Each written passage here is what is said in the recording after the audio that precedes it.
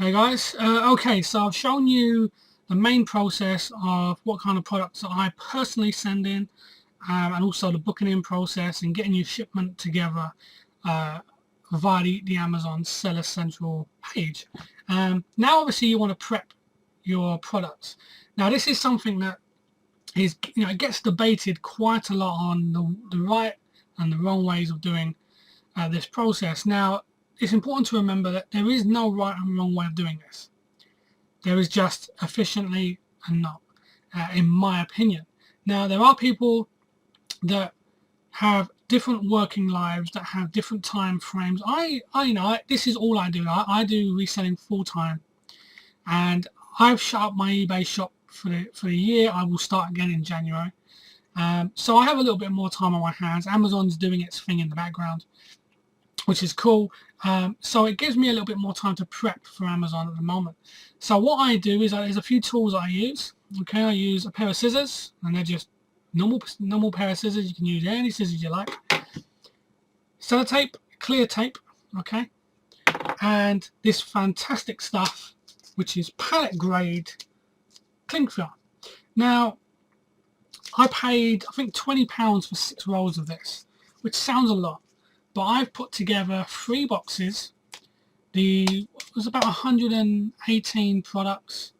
Maybe about 18 of them was new. So let's say 100 used products. And I've not even gone through half of one roll of this. Pretty good stuff. And you may not see, but I've got the other 5 rolls are there.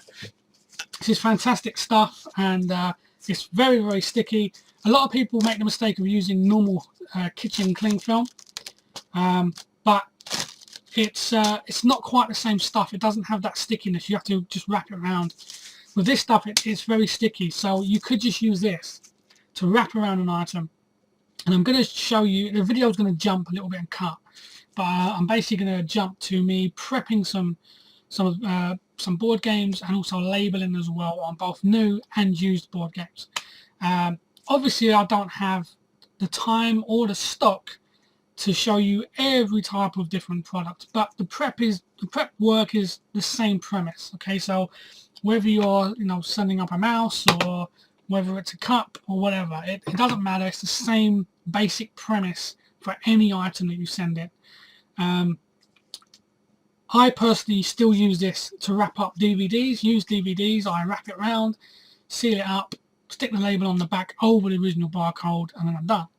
But most people use bags, and as much as I love this stuff, I think in future I will buy just clear bags, just pretty much the exact size of the DVD, just so the DVD box goes in.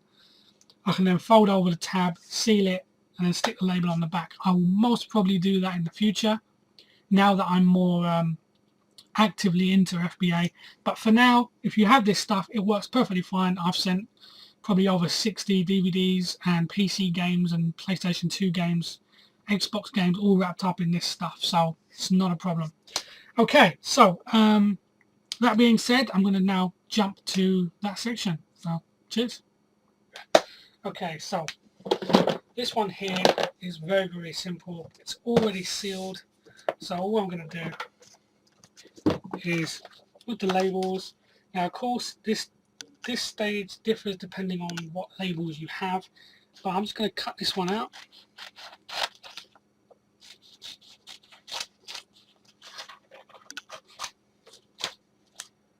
And you get the label, peel it off, and stick it right over the barcode.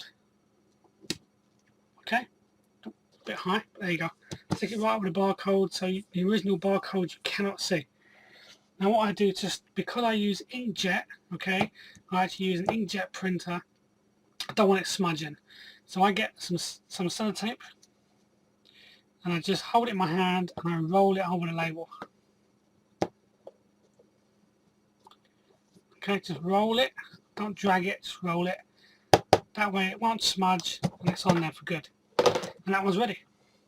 Now, of course, these ones are a little bit different. I'm going to take off this sellotape because this is actually the tape that I had on it since I purchased it from the charity shop. So I'm just going to carefully take off this tape. Just Make sure it doesn't tear.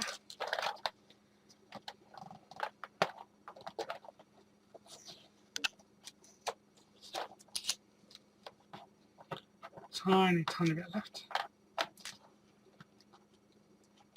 Now bear in mind I am selling this as used. So okay, so that's that label up. You obviously want to make sure all tape and labels and everything is off. I've also got the price tag still right there, so make sure that's off. It's going to be one of those dodgy labels. Oh no, there we go. Okay, so open that up. You've got all the board and the instructions, and you've got bits bloody everywhere. So obviously you want to make sure that all those bits are bagged up first. So let's quickly do that. Just empty all this out. Just make sure there's none underneath, a bit there. Now sometimes what I do is the main parts like the dice and all that stuff I'll put in the bags. Obviously if you've got no bags, I'm going to show you what you do here. These bags, as you saw, just came out of the box. But for all this stuff here, I'm actually going to use some of this cling film. So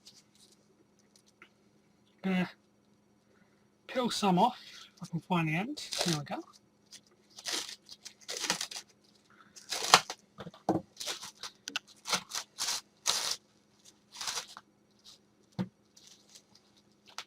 And all this stuff here, I'm just going to shove in. And just make sure I've got enough rolled out. Cut it off.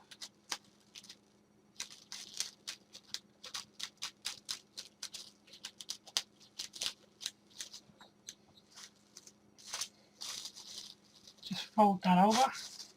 Fold that over. Fold that over. And as you can see, that now looks a lot better than when they were just all over the place in the bag. So already, I can now put them in there, that in there, that in there, squash them down a bit, then okay. Okay, so now we have the box. I'm just going to make sure that the box is the right way. I'm very picky and I like the picture to match up straight with the back of the box. So now what we have is we have this board game, but of course the problem is if people on the Amazon FBA staff pick it up, they could just accidentally do that and it'll all come undone. So this is where the pallet grade cling film comes in. Now I'm going to use the reminiscing box just to kind of keep it straight. You want to try and do it on a table if you can. I'm doing it kind of mismatched here because I'm trying to record it, but I'm just going to bring out the cling film with the book face down because you want that on the clear part. Okay, cling film up and around. Just going to bring that cling film around.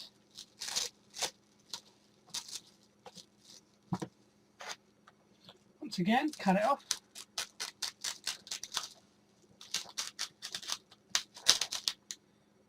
Okay, and let's just redo this, make sure it's all nice and tight. I'm going to bunch up on the side and bunch up on the other side. And because it's sticky, really sticky, it's already really nice and sealed. But I go around with a tape just to be on the safe side.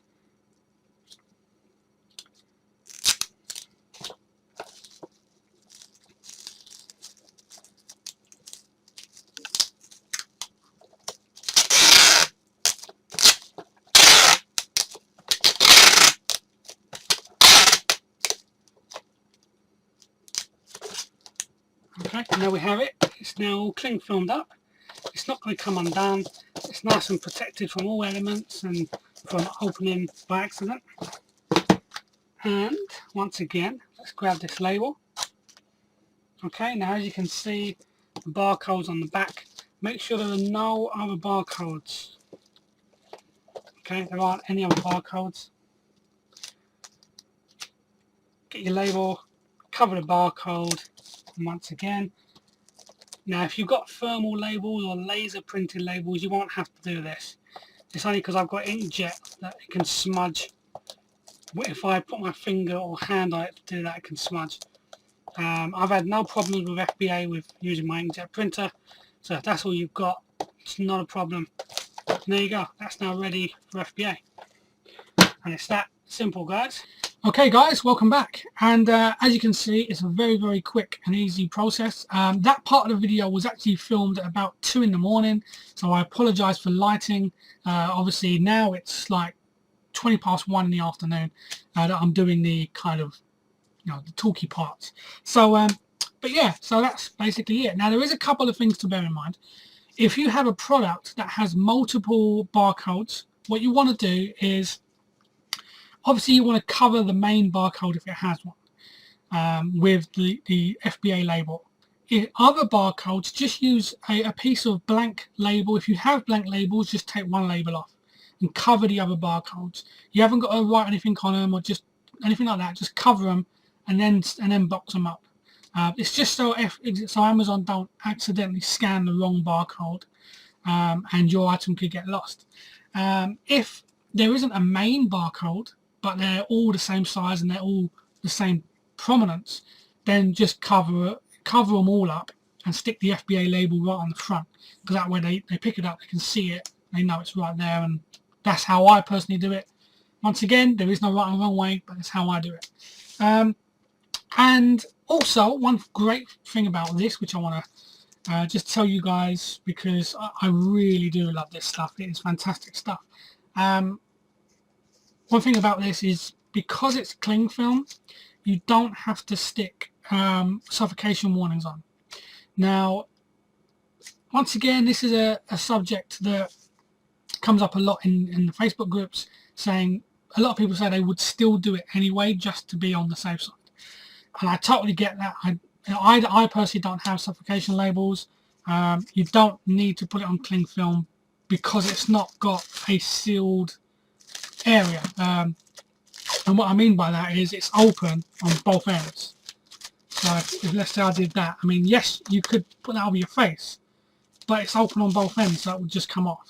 Whereas a bag, you can get a bag stuck, obviously not on me, but on a child's face, child's head. He could put it on and not realise how to get the bag off. The bag could seal, and of course, because it's sealed on the bottom, there's no air that can get in. But because this doesn't seal, it's pretty not impossible, but it's pretty hard to suffocate on this, which is why Amazon say you don't need to put suffocation label warnings of any kind on cling film. If you want to please your own mind, go right ahead. It might be something I do in the future just to be on the safe side anyway, but for now I don't personally do that. If you are using bags of a certain diameter in width, I can't quite remember the diameter, it's either 12 or 26 centimeters. You can check it out online, and I'm sure there's someone who can, if they know for sure, just put it in the comment. That would be great. But if you do use bags of a certain diameter, you have to have a warning, either a pre-printed warning on the bag, or just buy those suffocation warning labels and stick it right on the bag. Then you'll be good to go. So yeah, thank you for watching. Like I said, I apologize for the video kind of being a bit mix and match, but I started making this way early and then I fell asleep, and now I'm up and doing the rest. So thank you once again for watching, and I hope it's been some help.